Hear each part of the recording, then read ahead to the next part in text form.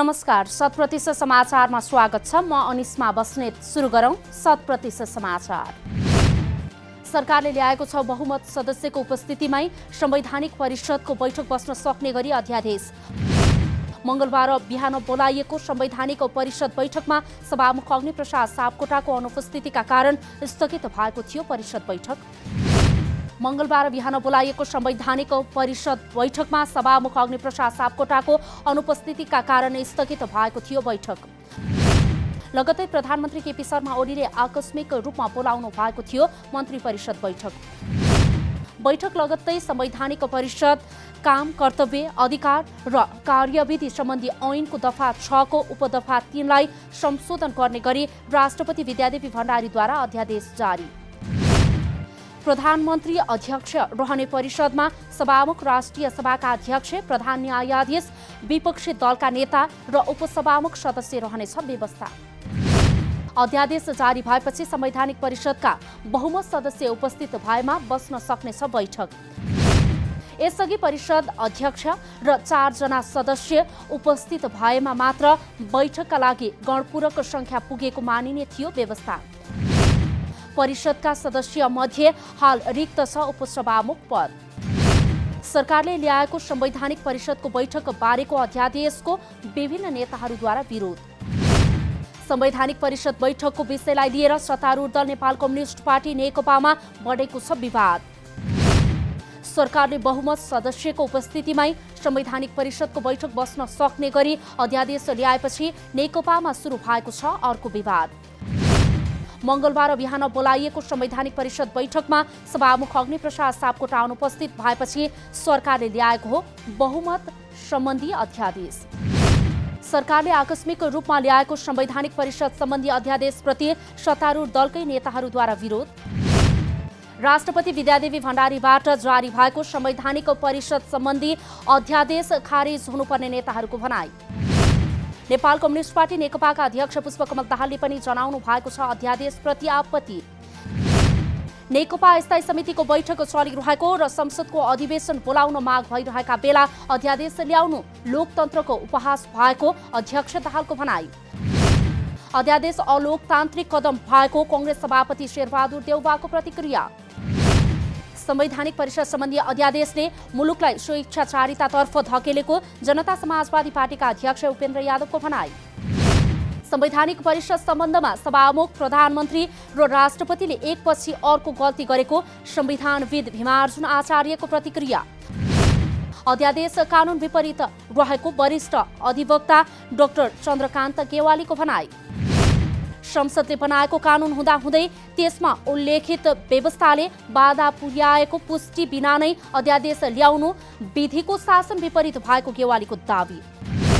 ऐनले पुर्याएको बाधा पुष्ट्याइलाई नभई अध्यादेश ल्याउन नमिल्ने कानूनविदहरूको तर्क। समृद्ध नेपाल सुखी नेपालीको नारालाई पूरा गर्न स्थानीय तहले सहयोग गर्नुपर्ने उपप्रधानमन्त्री ईश्वर पोखरेलको भनाई। सरकारले स्वास्थ्य सेवा सर्वसुलभ हुनुपर्छ भन्ने मान्यता राखेको र त्यसका लागि सरकारी अस्पताललाई सबल बनाउनु पर्नेमा पोखरेलको जोड। स्वास्थ्य क्षेत्रको नीति, संरचना, योजना र कार्यक्रममा सुधार गरेर अघि बढ्नुपर्ने उपप्रधानमन्त्री पोखरेलको भनाई। स्वास्थ्य क्षेत्रमा आउने गरेका विसङ्गतिका जनगुनासोलाई सुधार गरेर कार्यान्वयन तहमा लैजान सम्बन्धित नेतृत्वले सेतुको काम गर्नुपर्नेमा उपप्रधानमन्त्री पोखरेलको जोड। काठमाडौँ महानगरपालिकाले त्रिवी शिक्षण अस्पताललाई अत्याधुनिक सिटी स्क्यान मेसिन खरिदका लागि आर्थिक अनुदान दिने सम्बन्धमा भएको छ सम्झौता। महानगरपालिकाले 7 करोड 50 लाख रुपैयाँ बराबरको 128 स्लाइसको अत्याधुनिक सिटी स्क्यान मेसिन खरिद गर्न गरेको हो आर्थिक सहयोग।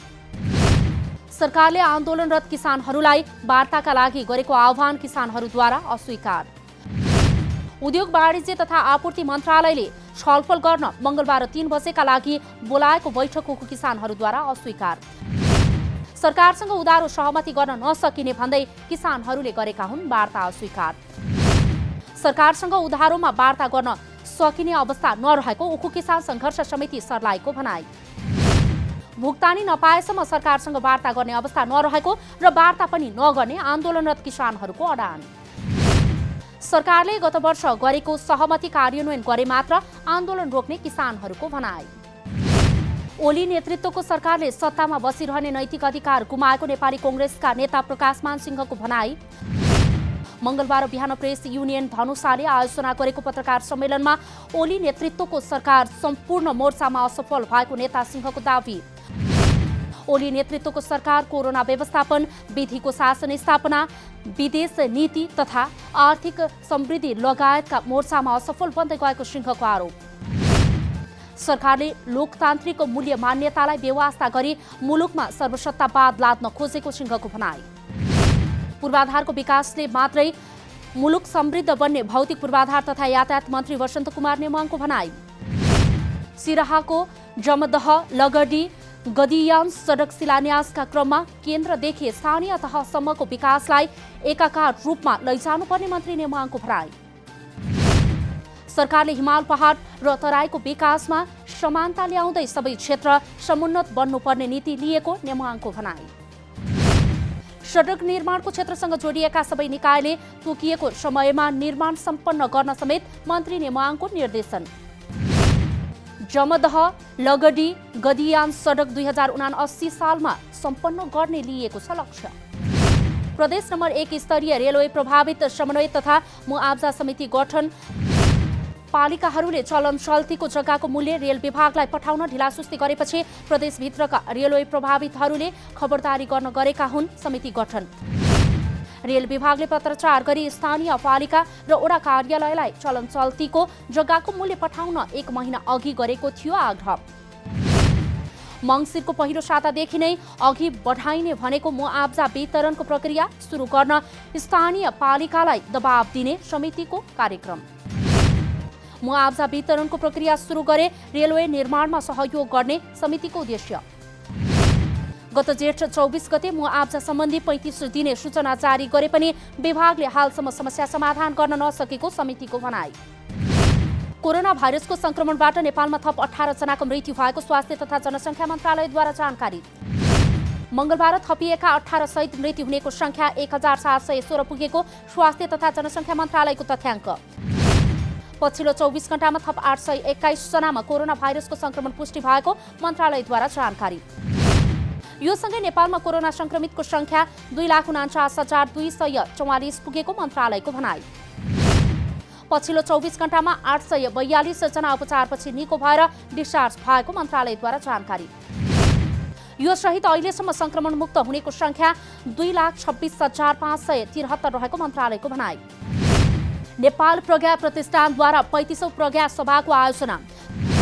प्रतिष्ठान स्थापनाको 62 वर्ष पूरा गरी 63 वर्ष प्रवेश गरेको अवसरमा 35औं प्रज्ञा सभाको आयोजना।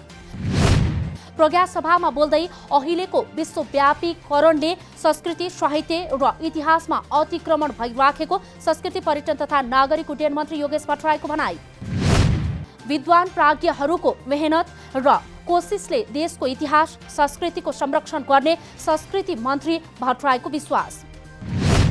नेपालीपन र नेपाली इतिहासको जगेर्ना गर्ने काममा प्राज्ञहरूको भूमिका महत्त्वपूर्ण हुने भएकाले यसै क्षेत्रमा कलम चलाउन समेत मन्त्री भट्टराईको आग्रह। नेपालको भाषा, साहित्य, संस्कृति, सभ्यता र भूगोल कुनै पनि समृद्ध मुलुकहरूको भन्दा कम नभएको पनि मन्त्री भट्टराईको भनाई। हिन्दू धर्मावलम्बीहरूको आस्थाको केन्द्र पशुपतिनाथ मन्दिरमा मंगलबार गरिएको छ क्षमा पूजा।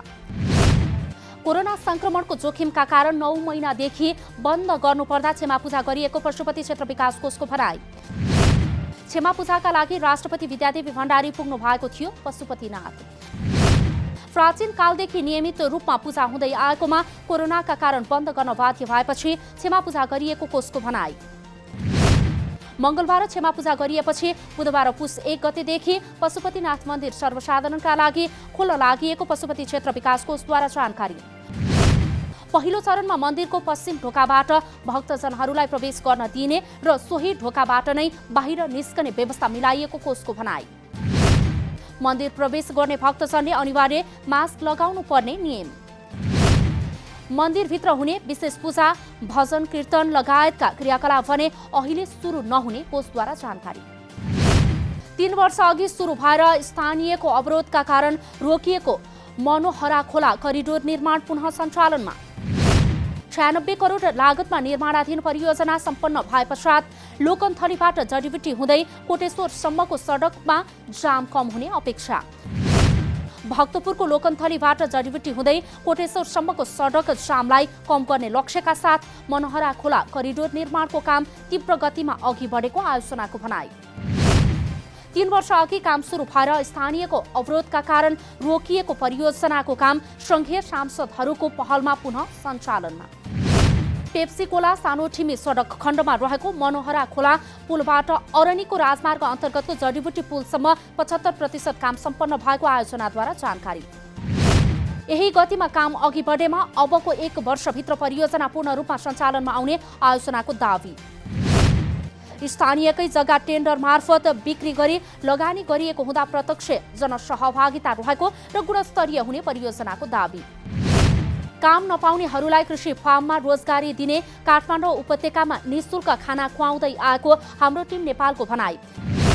घाँस बाँस र कपास नहुने व्यक्तिहरूलाई कृषि फार्ममा रोजगारी दिने योजना अनुसार काम भइराखेको हाम्रो टिम नेपालका अध्यक्ष विमल पन्तको भनाई। काठमाडौँ उपत्यकामा कोठा पनि नहुने र काम पनि नपाउनेहरूलाई तराईका जिल्लामा कृषि फार्म सञ्चालन गरी रोजगारी दिने हाम्रो टिम नेपालद्वारा जानकारी। उखुको मूल्य नपाएको भन्दै काठमाडौँ केन्द्रित आन्दोलन सुरु गरेका उखु किसानहरूको आन्दोलनमा विभिन्न दलले जनाएका छन् ऐक्यबद्धता। मंगलबार प्रतिपक्षी दलहरू नेपाली कांग्रेस र जनता चुनावको बेला किसान र मजदुरलाई साथमा लिएर सरकारमा पुगेका मन्त्रीहरूले अहिले तिनै किसानहरूलाई नचिनेको कांग्रेस प्रवक्ता विश्वप्रकाश शर्माको आरोप। चिनी मिलका सञ्चालकहरूलाई गिरफ्तार गरेर भए पनि किसानको पैसा दिलाउनु पर्ने जसपा नेताहरूको माग। कुनै पनि हालतमा उधारो सम्झौता नहुने र अहिले किसान आफ्नो पैसा लिएर मात्रै फर्किने गरी आन्दोलनमा उत्रिएको सर्लाही उखु किसान संघर्ष समितिको भनाई। समयमै मल र बिउको पर्याप्तता नहुँदा सोचे अनुरूपको गहुँ उत्पादन गर्न नसकेको किसानको भनाई। नेपालमा किसानहरूलाई प्राविधिक ज्ञान नहुँदा गहुँ उत्पादनमा सोचे अनुरूप वृद्धि गर्न नसकेको राष्ट्रिय गहुँ बाली अनुसन्धान कार्यक्रमका संयोजक रोशन बस्नेतको दावी। गहुँ बाली अनुसन्धानले अहिलेसम्म 44 जातका बिउमा अनुसन्धान गरे पनि किसानहरूले उत्पादन बढाउन नसकेको संयोजक बस्नेतको भनाई। जोताई गहुँको जात छनौट बिउ र मलको मात्रा तथा उचित सिँचाइको व्यवस्थापनले उत्पादन राम्रो हुने गरेको किसानको अनुभव। राष्ट्रिय गहुँ बाली अनुसन्धान कार्यक्रमद्वारा यस वर्ष जिन्क र आइरनको मात्रा बढी हुने 2वटा जातका गहुँको बिउ अनुसन्धान गरेर सिफारिस। नेपालमा 7,03,000 हेक्टरमा वार्षिक 20 लाख मेट्रिक टन उत्पादन हुन्छ गहुँ। भारतबाट भन्सार छलेर ल्याइएको 1,47,000 मूल्य बराबरको चिनी नियन्त्रणमा लिएको जिल्ला प्रहरी कार्यालय मोरङद्वारा जानकारी। अमेरिकी सरकारले सुरु गर्यो कोरोना भाइरस विरुद्धको खोप लगाउने अभियान। सरकारद्वारा कोरोना भाइरस विरुद्धको फाइजर बायोटेक खोप 30 लाख अमेरिकीलाई लगाउन सुरु। पहिलो पटक न्युयोर्कका स्वास्थ्य कर्मचारी स्यान्ड्रा लिन्डेसीलाई खोप लगाई सबै राज्यमा सुरु गरिएको हो खोप अभियान। पहिलो चरणमा देशभरका 150 अस्पतालमा पुर्याइएको छ खोप। आगामी वर्षको अप्रिल महिनासम्ममा 10 लाख जनतालाई खोप लगाइसक्ने अमेरिकी सरकारको लक्ष्य। आगामी दिनमा कोरोना भाइरसको संक्रमणबाट कसैको पनि मृत्यु नहुने न्युयोर्कका गभर्नर एन्ड्रयू क्यामोको दावी। राप्तीले जितेको छ Gautam Buddha cup T20 cricket प्रतियोगिताको उपाधि। फाइनल खेलमा नारायणलाई 9 रनले पराजित गर्दै राप्तीले जितेको हो पहिलो संस्करणको गौतम बुद्ध कप उपाधि। लामो समयदेखि क्रिकेट ठप्प रहेको कारण क्रिकेट चलायमान बनाउन बागमती प्रदेश क्रिकेट संघले आयोजना गरेको थियो प्रतियोगिता। 100% समाचार अहिलेलाई यति नै। नमस्कार।